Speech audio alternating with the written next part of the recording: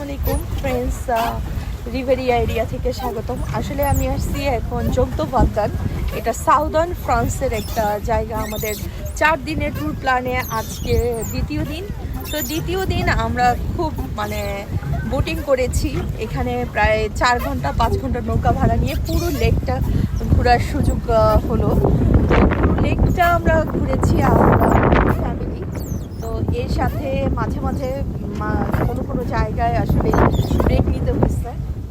তো এই চমৎকার এরিয়াতে দেখতে পাচ্ছেন এই পানিগুলো সম্পূর্ণ সবুজ রঙের। আর সুইমিং কাস্টিউম পরা এখানে বাধ্যতামূলক, তাই সুইমিং কাস্টিউম পরে সবাই আসেন, আমাদেরও পড়তে হয়েছে। তো এরপরে আমি বাকি জায়গাগুলো এক এক করে দেখাবো। জগদোবাগদান একটি সম্পূর্ণ পূর্ণাঙ্গ লেক।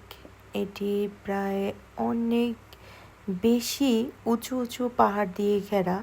এই লেকের পানিটা সম্পূর্ণই সবুজ নীলচে রঙের এবং বহু পর্যটক এখানে টানে, কারণ যারা হাইকিং এবং বোটিং করতে পছন্দ করে তাদের জন্য এটা একটা উত্তম প্লেস। আছে ছোট ছোট ঝর্ণা। এই ঝর্ণার খাড়া পাত বেয়ে এই পাহাড়ের গা ঘেঁষেই এই লেকের সৃষ্টি। তো এই লেকটা কিন্তু অনেক গভীর।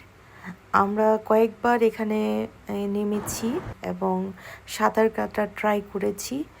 আর পুরোপুরি 4 ঘন্টা ছিলাম এই লেকটার মধ্যে, একেবারে প্যাডেল নৌকাগুলো নিয়ে এই লেকের একটা পাশ চলে গিয়েছিলাম দেখার জন্য।